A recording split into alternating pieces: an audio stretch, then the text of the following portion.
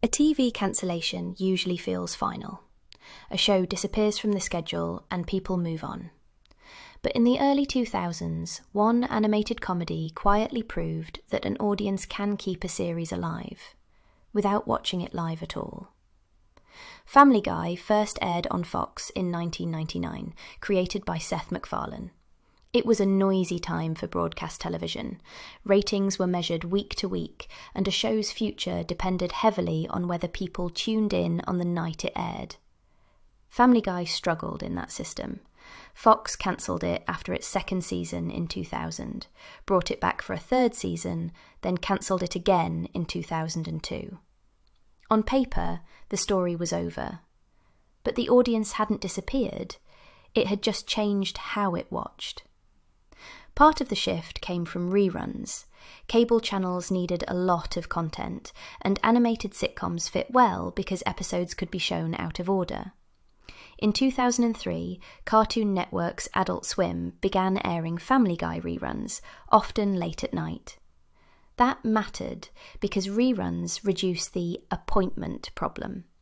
People could stumble onto the show while channel surfing, or watch a few episodes without committing to a full season. Over time, those repeated encounters built familiarity, and a sense that the show was bigger than its original ratings suggested.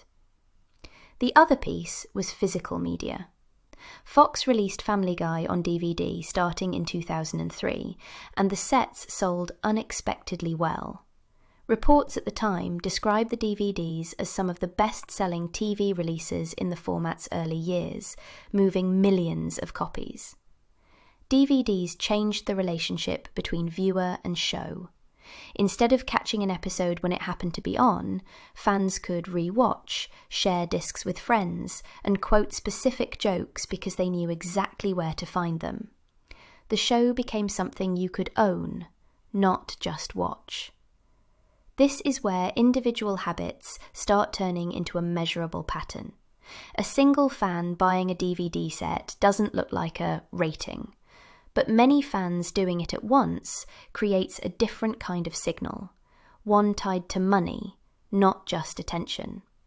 Retailers reorder what sells, studios track revenue directly, and word of mouth spreads differently when people can lend a season to someone and say, "Start here."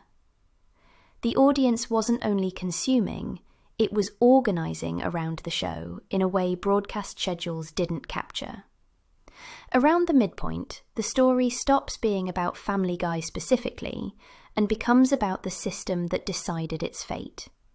Networks like Fox were built around scarcity, limited time slots, limited channels, and a strong incentive to prioritise shows that performed immediately.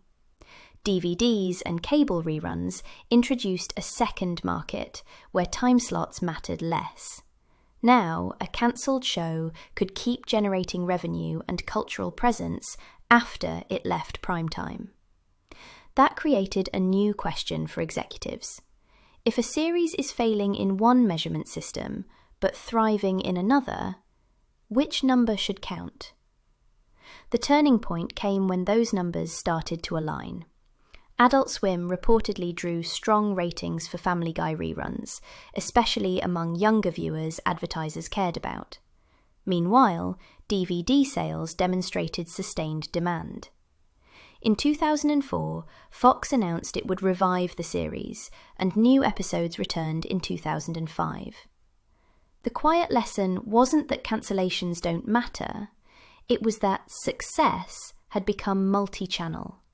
The show didn't come back because people argued online. It came back because multiple distribution paths produced hard evidence of a durable audience. This matters because it foreshadowed the modern entertainment landscape. Today, streaming, clips, and social sharing all compete with live viewing as measures of popularity. Family Guy's revival showed an early version of that reality. Discovery happens in reruns. Loyalty shows up in purchases, and habits form outside the original release window. For creators, it suggested that audiences aren't always visible in the first week. For networks, it suggested that cancellation is sometimes a pause, not an ending. So if a show disappears from a schedule, it may not be gone in the way it used to be. The living room is still there, people are still watching, and the system is still collecting signals, just through different paths. If you want more calm stories about how modern systems quietly change what survives, consider subscribing.